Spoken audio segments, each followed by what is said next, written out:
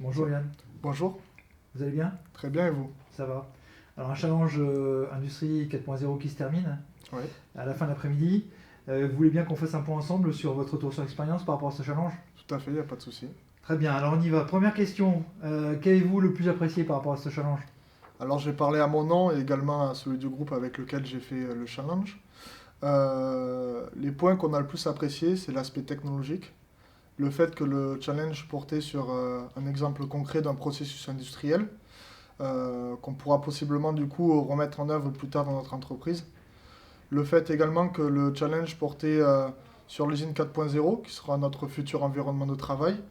Et enfin le développement du software. Très bien. Alors, il y avait plusieurs compétences techniques, hein, voire organisationnelles au sein de votre groupe. Ouais. Comment vous avez géré tout ça? Alors déjà, les deux compétences majeures qu'on a utilisées au cours de ce challenge sont l'adaptabilité vis-à-vis d'outils, de machines et de procédés qui étaient pour la plupart quand même inconnus, et également la programmation de l'automate avec l'utilisation du langage VBA.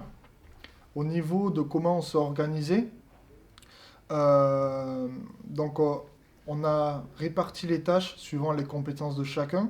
Donc on a fait un listing des tâches du challenge qui nous a été présenté et on a fait un listing des compétences de chacun. Donc on a essayé de répartir les tâches comme ceci.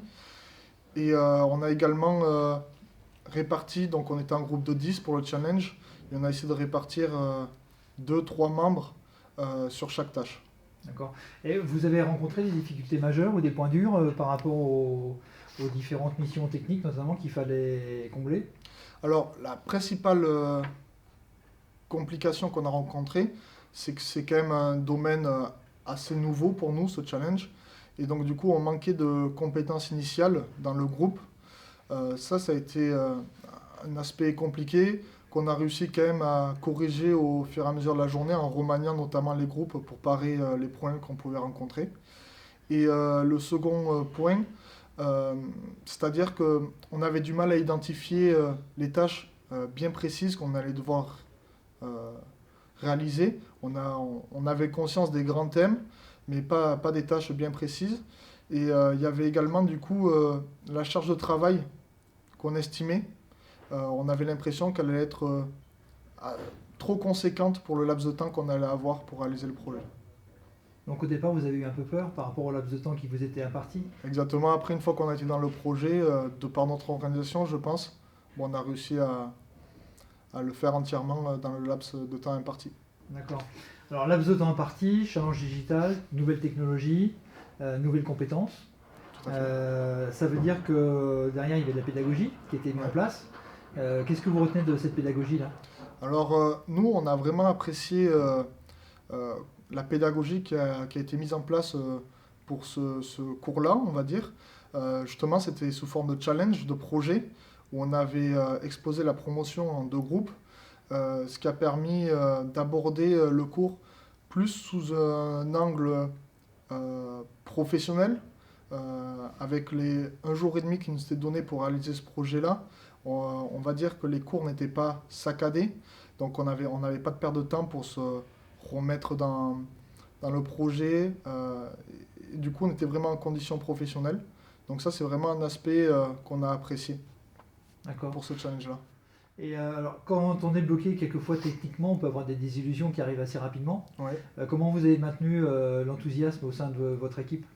Ben, toujours pareil, je pense que ça vient de l'organisation, euh, du fait qu'on soit deux trois sur chaque tâche. On a réussi à avancer rapidement sur le projet, à enchaîner les petites victoires, ce qui permettait de remobiliser les gens qui pouvaient rencontrer différents problèmes et à garder la motivation au sein du groupe. D'accord. Une dernière question peut-être, si Oui, vous voulez. oui, pas de souci. Donc vous êtes apprenti, Oui. donc vous connaissez déjà bien le monde industriel. Comment vous pourriez transposer ce challenge-là au sein de votre entreprise par exemple?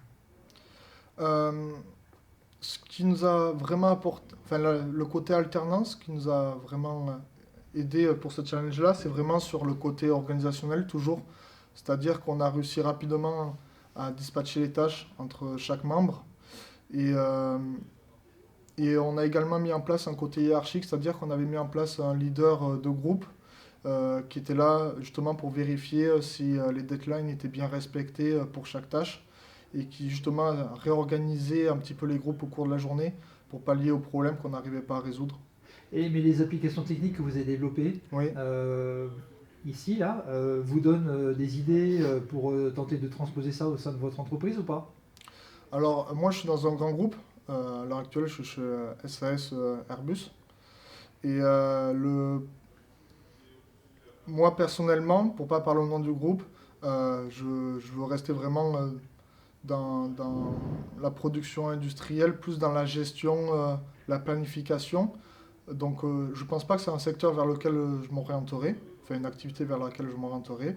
Toutefois, j'ai cru entendre pour certains que c'était un sujet qui les intéressait. Bien, merci Yann. De rien, pas de souci. Ah, c'était plus